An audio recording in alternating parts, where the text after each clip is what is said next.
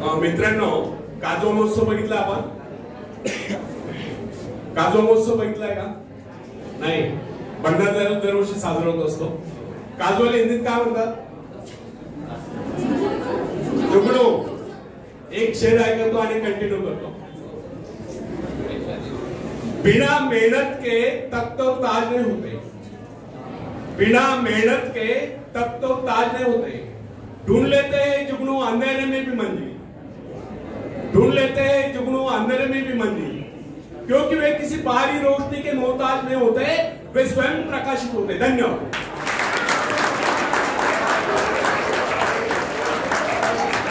तो फ्रेंड्स, एक व्यक्ति है जिसके शरीर में स्वच्छ रक्त संचार हो रहा है, जिसके चौड़े कंधे हैं, सुंदर मजबूत 2 हाथ है, जिसका वजन भी अच्छा है, जो सभी अंगों से तथा शरीर से चुस्त मस्त है. ऐसा व्यक्ति अगर दूसरों से सहायता मांगता है तो आप उसे क्या करेंगे? उसके बारे में क्या सोचेंगे? अवश्य वह सर्वांग संपन्न होकर भी अपंग कहलाएगा. आप ऐसे अपंग मत बनिए, आप सामर्थ्यवान बनकर दिखाए. आप ऐसे बनकर दिखाए कि लोग आपसे सहायता पाने की चेष्टा करें. क्या आपको पता है कि आप जिन लोगों को जानते हैं उनमें बहुत से ऐसे हैं जिन्हें किसी दूसरों से सहायता की प्रतीक्षा है. सही बात तो यह है कि उनमें से बहुत से लोगों को इस बात का भी पता नहीं उन्हें जो सहायता चाहिए वो कहां से मिलने वाली है. फिर भी वे इंतजार करते सोचते रहते कि बस अब उनका काम बनने वाला है, उन्नति के द्वार खुलने वाले हैं, कोई उनकी मदद के लिए आएगा, उनके सारे कष्ट दूर हो जाएंगे. क्या ऐसा संभव है? वास्तव में कोई किसी की सहायता करता है? ऐसे सोचने वालों ने अपने गिरेबान में झांक कर देखना चाहिए, क्या उन्होंने किसी दूसरों की कितनी सहायता की, उन्होंने आज तक किसकी कितनी मदद की. क्या कोई ऐसा व्यक्ति है जो कहे कि उन्होंने उसे सहायता की थी इसलिए वो आज उन्नति की चोटी पर है? फ्रेंड्स, यदि आपने या उन्होंने किसी दूसरों की सहायता नहीं की तो फिर किसी दूसरों से सहायता की प्रतीक्षा क्यों? ऐसे लोग केवल अपने भूल के कारण आगे बढ़ने से रह जाते हैं. हर इंसान को चाहिए कि वह केवल अपने सहारे आगे बढ़े, लौटने के रास्ते से मुंह फेर कर बिना किसी के सहारे आगे बढ़ता चाहिए. आत्मनिर्भरता से तो मनुष्य की शक्तियां विराट रूप धारण करके प्रकट होती है. आत्मविश्वास ही सफलता की नींव है. इसी आत्मविश्वास के सहारे हम दूसरों की सहायता करने में सफल हो सकते हैं. फ्रेंड्स, एक बहुत बड़े प्रबंधक एडमिनिस्ट्रेटर का कहना है, मैं अपने बेटे को ऐसी कंपनी में नियुक्त करना चाहता हूं जहां उसे कठिनाइयों का सामना करना पड़े, क्योंकि इससे उसकी सहन शक्ति और कुशलता विकसित हो. यदि मैं उसे अपने कंपनी में रखूंगा तो वो मेरे भरोसे बैठा रहेगा, हर निर्णय के लिए वो मेरा मुंह ताकता रहेगा, उसमें ठहरे हुए पानी की तरह सड़ान उत्पन्न होगी. आप सभी जानते हैं ठहरे हुए पानी पर मच्छर गुनगुनाते हैं तो बहते हुए पानी पर राजहंस तैरते हैं. कितने सुंदर विचार थे उस व्यक्ति के. अगर हर माँ बाप अपने पुत्र या पौत्री के लिए इस प्रकार के उच्च विचार रखते हैं तो वे अवश्य उनके भाग्य विधाता बन जाएंगे.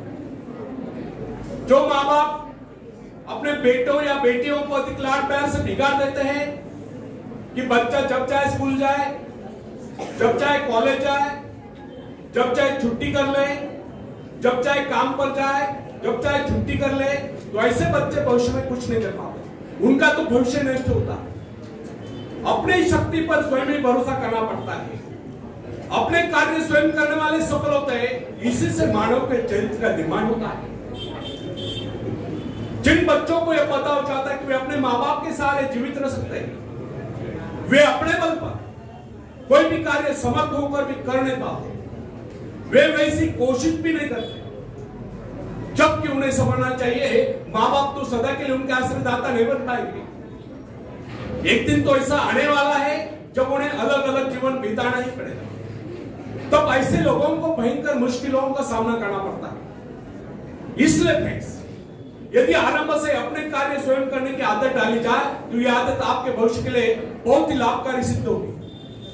जब चाहे शक्ति के सहारे आप जमीन पर पांव टिकाकर आगे बढ़ सकते हैं. सफल वही होता है जो अपनी शक्ति पर भरोसा करता है।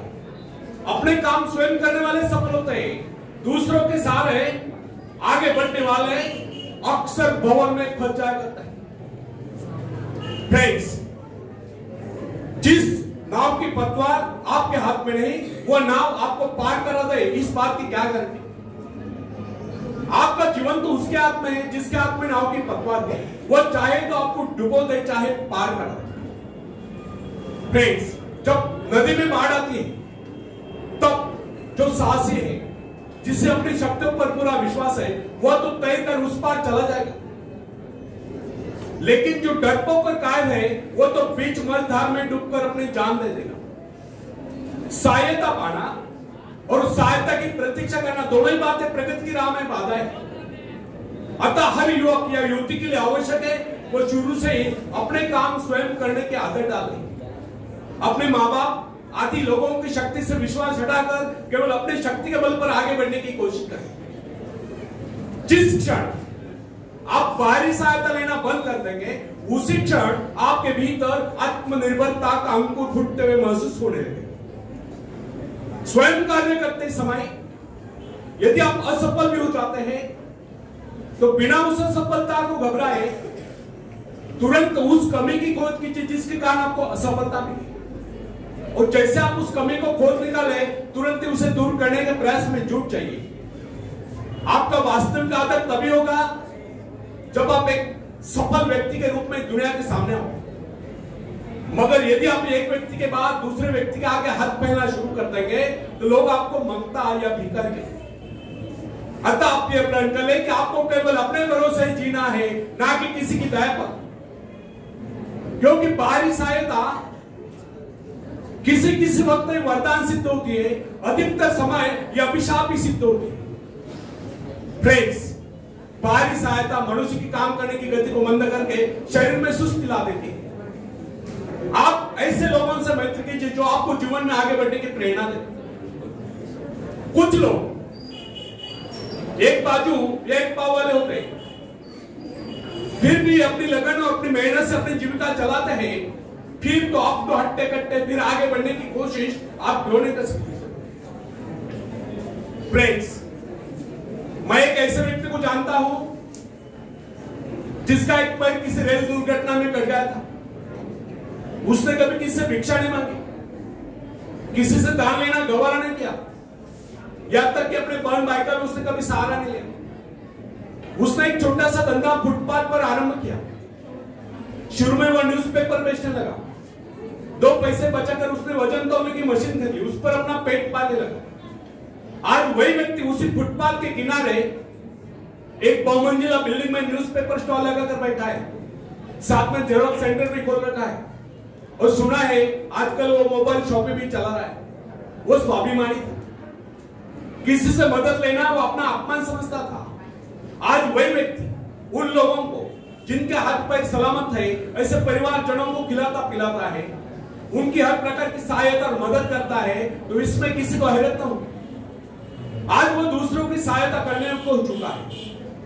वो उन लोगों के लिए प्रेरणा स्थान है जो सर्वांग संपन्न होकर भी दूसरों से सहायता पाने की आशा रखते हैं। फ्रेंड्स, मैं केवल उस विकलांग की बात नहीं करता जिसे मैं जानता हूं। इस संसार में ऐसे बहुत से विकलांग लोग हैं जो अपनी हिम्मत से खुद भी खा रहे और अपने परिवार को भी पाल रहे। ऐसे स्वाभिमानी, मेहनती, आत्मविश्वासी और साहसी लोगों को अपनी जीविका चलाते देखकर हमें स्वयं के विषय में सोचना चाहिए कि क्या हम पूर्णतः स्वस्थ हैं, साथ ही सभी अंगों से तथा शरीर से चुस्त मस्त होकर भी क्या हम अपने आप को समर्थ समझने का अधिकार रखते हैं? यदि हाँ, तो फिर किसी दूसरों से सहायता की प्रतीक्षा करो। कोई भी स्वस्थ तथा सर्वांग संपन्न व्यक्ति तब तक अपने आप को समर्थ समझने का अधिकार नहीं रख सकता जब तक वो समझता है कि वह किसी का अधीन है। वास्तविक स्वतंत्रता एक ऐसा उपाय है जिससे मनुष्य की शक्ति दोगुनी जाती है।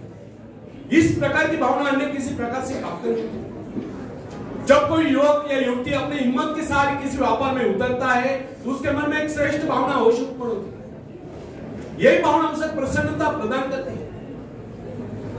इससे पहले किसी का अधीन न होकर चाहे वो कितना ही बड़ा कारोबार क्यों न कर चुका हो, परंतु उसे स्वतंत्रता से अपने आत्मविश्वास के साथ काम करने में एक नए आनंद का एहसास होता है। धन्यवाद।